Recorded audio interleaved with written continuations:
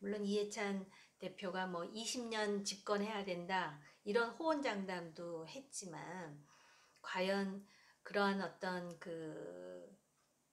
두려움 없이 또는 아이씨 여긴 다시 해야지.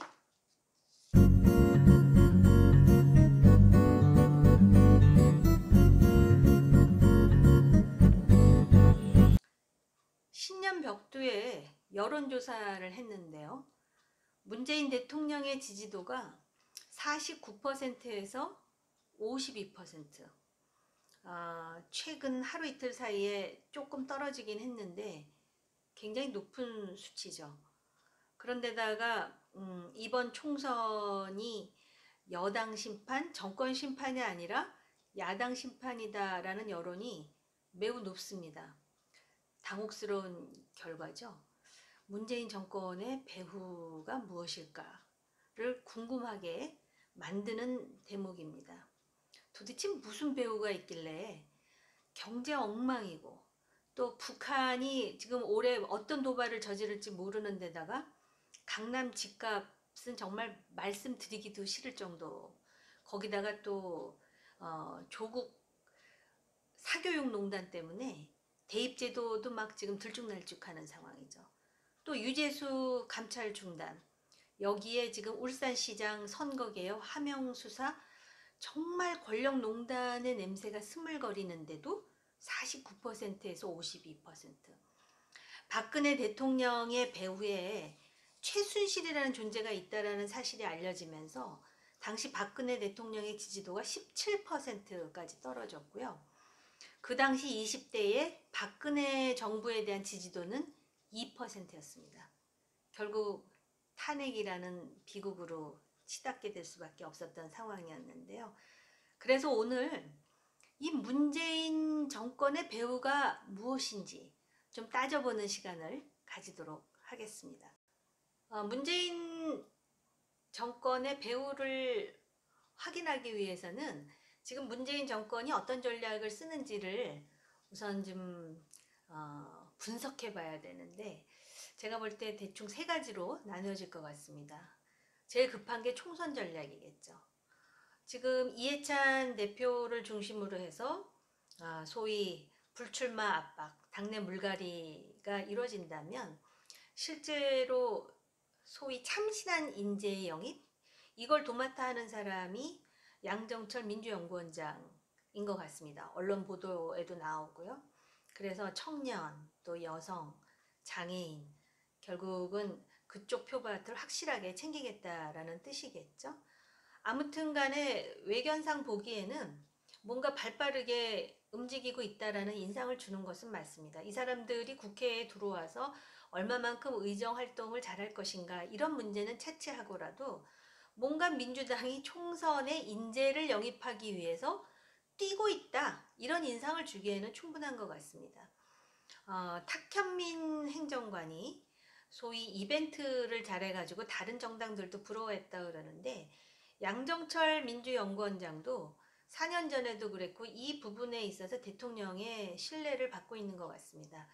그래서 4년 전에 당시 윤석열 검사를 영입하려고 애를 많이 썼다, 뭐 이런 보도도 제가 본 것 같은데, 이런 부분에서 발빠르게 움직이고 있고요. 그리고 두 번째 전략은 역시 권력기관 그리고 언론의 장악과 활용이겠죠. 권력기관과 관련해서는 공수처법 통과, 과연 윤석열 그리고 추미애 그리고 문재인 대통령 간의 삼각구도가 어떤 식의 모습을 보일 것인가, 이미 답은 나왔다라고 생각하는 사람들이 많은 것 같은데요. 뭐 7일 아니면 8일에 검찰 인사를 단행한다, 이런 말까지 나옵니다. 결국 윤석열 검찰총장의 수족을 잘라내겠다라는 것인데, 과연 인사철도 아닌데 직권남용 그리고 인사 보복성 인사라고 해야 되겠죠. 이렇게 함으로써 훗날에 어떤 결과에도 염려하지 않고 단행할 수 있을 것인가의 의문은 여전히 남습니다. 물론 이해찬 당대표가 20년 집권을 호언장담하기는 했었지만 과연 그러한 장기 집권을 자신할 정도로 민주당이 당당하고 또 두려움이 없는가?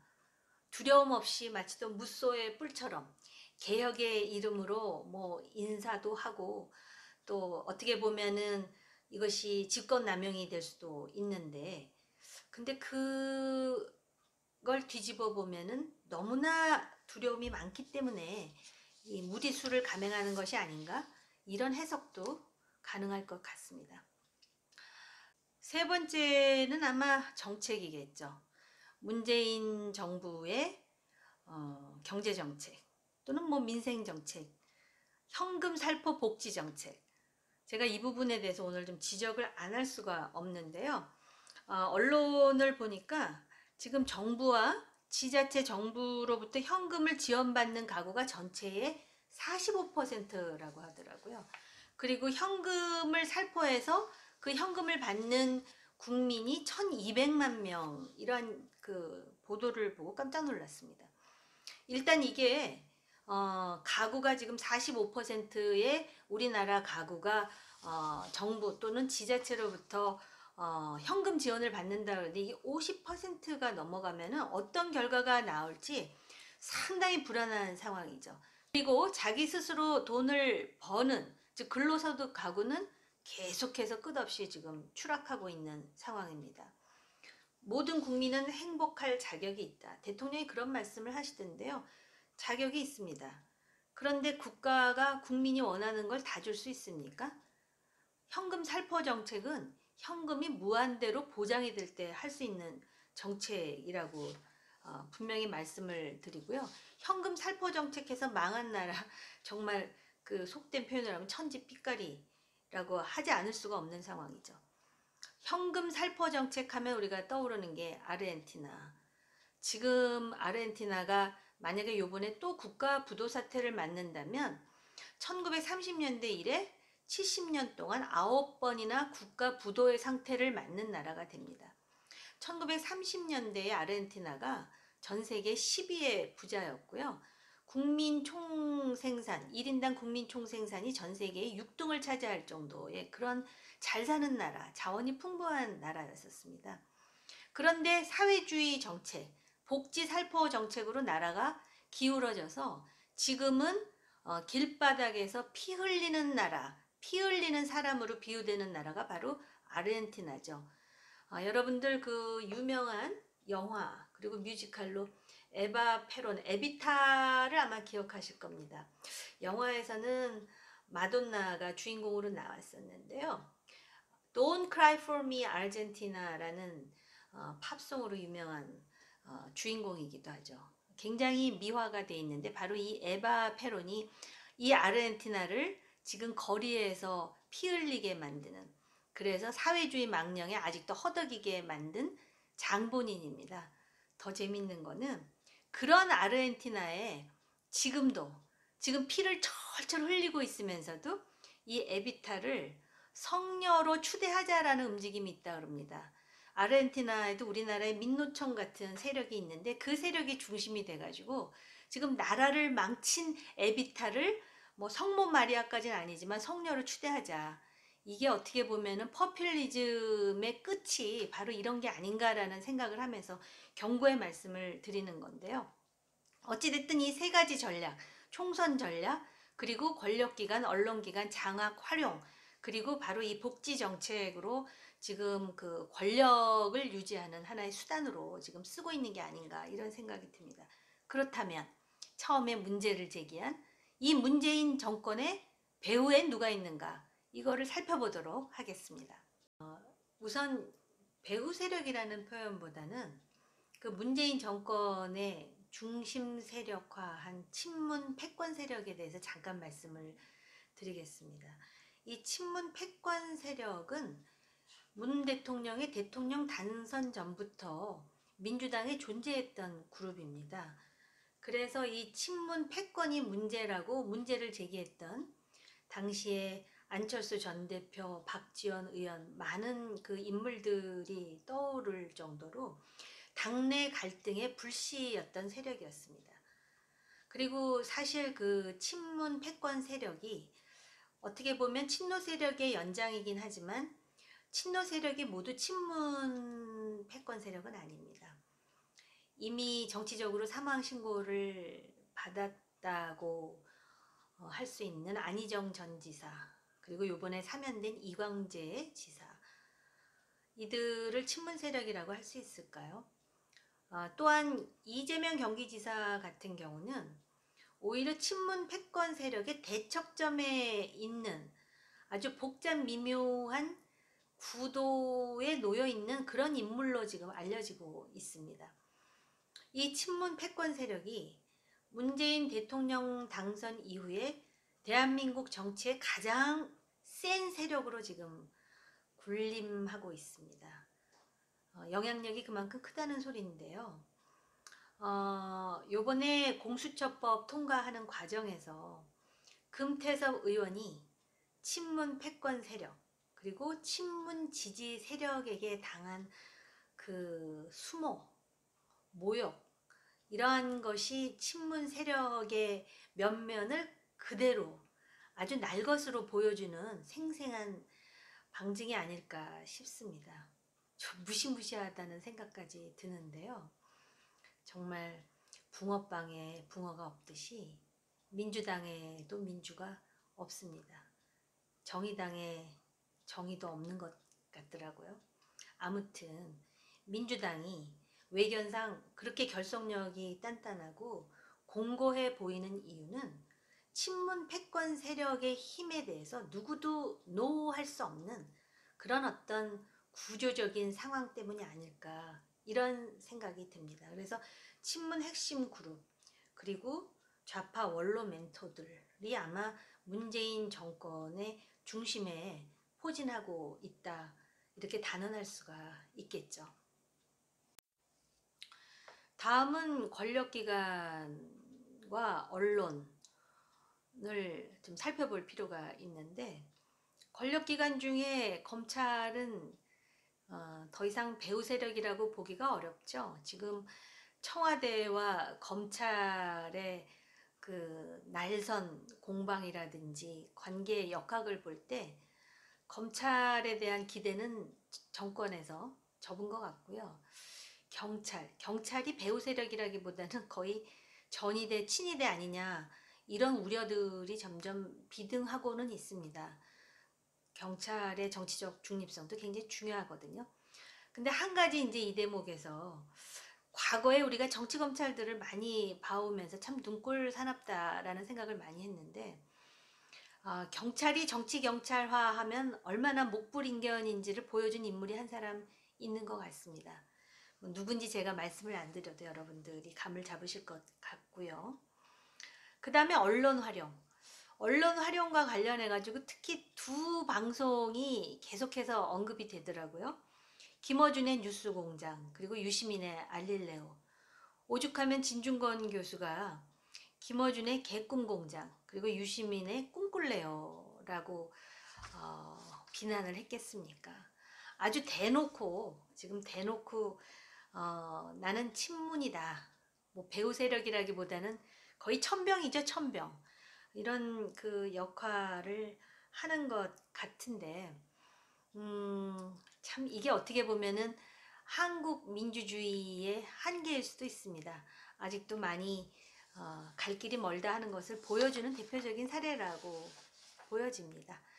그 다음에 또 다른 배후 세력으로 북한의 김정은을 상정하는 목소리들이 있습니다. 문재인 정권의 뒷배가 곧 북한 김정은 정권이다, 뭐 그런 주장인 것 같은데요.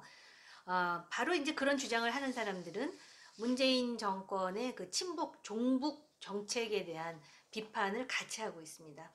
그만큼 그 북한의 비핵화에 대해 상당히 우리가 지금 안보 위기에 놓여 있음에도 불구하고 여전히 유화적인 정책으로 북한만 바라보고 있는 것이 아닌가라는 그런 비판의 일환이겠죠. 그런데 과연 김정은이 그러면 친문, 종문인가?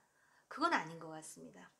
굳이 김정은이 문재인 정권의 뒷배가 될 필요성, 내지는 정치적으로 문재인 정권을 도와줘야 될 필요성을 느끼는 것 같지 않습니다. 왜냐하면 뭐 그런 뒷배가 되지 않아도 알아서 해주는 측면이 있다라는 인식 때문 아니겠습니까? 자기네들이 얼굴만 살짝 비추어줘도 그게 큰 인심 쓰는 거다라는 오만함, 이걸 여전히 김정은 정권이 보여주는 거 봐서는 제가 볼 때는 문재인 정권의 뒷배가 김정은은 아닌 것 같습니다. 세 번째로 민노총, 그리고 전대협, 과거 전대협, 기타 압력단체라든지 시민 세력들이 문재인 정권의 뒷배가 아닌가, 이러한 그 추정들이 있습니다. 다른 건 모르겠고요. 민노총 같은 경우는 배후라기보다는 채권자 같은 인상을 많이 줍니다. 뭔가 마치도 지금 정권이 자기들에게 빚이 많은 것 같다라는 그런 당당함, 그 알 수 없는 자신감과 당당함이 어디서 나오는지 그게 궁금합니다. 글쎄요, 배후 세력? 딴 건 모르겠지만 그 빚을 아직도 다 못 갚았다라는 그런 불만을 민노총 측에서 표하는 것 같아서 뒷맛이 참 씁쓸합니다. 마지막으로 문재인 정권의 뒷배, 배후에 누가 있는가? 자유한국당입니다. 지금 문재인 정권이 뭐 하나 속 시원하게 잘하는 게 없고 거의 뭐 경제, 외교, 안보 정말 구군이 다 했는데 야당복이라는 천복을 가진 것 같습니다. 그 야당복이라는 소리를 듣는 이유는 어떻게 보면 우파의 급진 세력이 보여주는 행태에 더해서 지금 그 합리적 보수 정당으로서의 통합도 못하고 있는 것에 대한 국민의 실망이 야당복으로 표현되고 있는 게 아닌가, 이런 생각이 듭니다. 아까 제가 붕어빵 말씀을 드렸는데요. 민주당에 민주 없고 정의당에 정의 없고 자유한국당에는 자유 없고, 그런데 자유한국당에는 자유만 없는 것이 아니라 한국도 없다, 이런 비아냥들이 나옵니다. 이번 새해 방명록에 문재인 대통령이 2220년이라고 썼다 해가지고 논란이 되고요. 또 얼마 전에는 다른 방명록에 대한미국 대통령 문재인 해가지고 또 굉장히 설왕설래가 있었는데, 뭐 그것부터 포함해가지고 지금 여러 가지 정책 실정에도 불구하고 이번 총선에 여당을 심판하자라는 게 아니라 지금 야당 심판론이 대두되고 있다라는 거, 이런 부분이 정말 뼈 때린다 해도 과언이 아닐 것 같습니다. 사실 지금 그 문재인 정권이 진영으로 갈라쳐 가지고 국민을 양분시키는 거에 대해서 자유한국당이 똑같이 진영 논리 들이대는 거 저는 바람직하지 않다고 생각합니다. 사실 이번 총선은 이제 나라가 정상적으로 운영될 것인가, 아니면 계속 비정상을 고집할 것인가, 또는 상식이냐 비상식이냐, 법치냐 편법이냐, 이거를 선택하는 그런 하나의 기로가 돼야 되지, 또다시 진영론으로 갈라치게 되면 과연 중도에 떠 있는 부동층이 누구를 선택할 것인가, 그거에 대해서 아직 확신할 수 없는 상황이기 때문에 더욱 그런 것 같습니다.